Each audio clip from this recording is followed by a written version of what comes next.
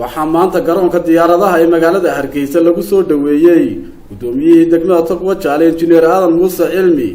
kadib markii uu ka soo laabtay safar uu ku joogay bishii u dambeysay cariga Ingiriiska waxaa halkaasi ku soo dhaweeyay dadweyne aad u fara badan oo ay horkacayeen gudoomiye ku-xigeenka magaalada Wajaale Mursal Nuux Ismaan xogayaha fulinta dawladda hoose Liimaan Maxamed Jibriil iyo hogaamiyaasha dhaqanka ee magaaladaasi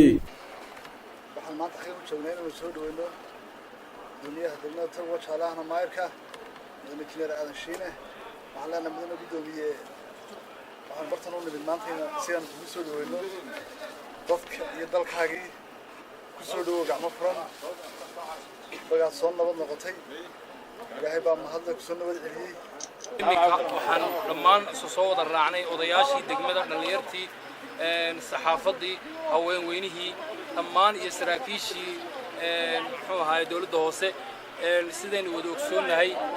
ku soo dhawow dalkaagii hooyo ku soo dhawow degmadaadii inagoo u gudbi doono mar dhow shacbiguna ay taagan yihiin qalay airportkaasi siduu ahaa markay xukuumaddii hore joogtay iyo maanta siduu yahay horumarka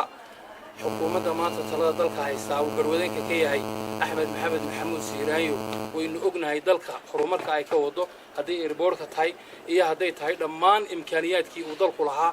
iyo developmentka dalka maanta ka socda gudoomiye degmada ka maqnaa oo la soo dhaweeyay sida loo soo dhaweeyo adiga oo horeeyay insha Allah u tabaysa aad iyo aad baan u soo dhaweynaynaa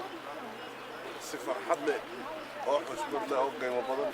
dadweynaha reer Togwa Jaale way ku harsan yihiin gudoomiye oo dhamay gudoomiye Aadan Muuse Cilmi ayaa dadweynaha iyo maamulka uga mahad celiyay soo dhaweynta ay u sameeyeen isagoo arrimahaasi ka hadlaya ayaa waxa uu yiri ilaahay waa mahadle inuu soo nabad celiyay dalkayga hooyo waxaan u mahad celinayaa marka hore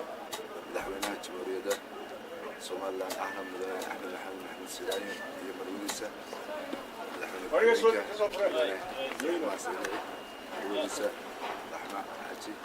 inta ka bacda danka maanta waxaan mahad celinayaa dhammaan gudoomiyaha iyo xogayaha iyo dhammaan shaqaalaha kale ee dawladda hoose iyo in kasta oo igu soo dhaweysay magaaladeedii aad waxaan ilaahay noogu barayaa inaan waxyaalo fara badan intaan ku maqnaa Ingiriiska oo kulmay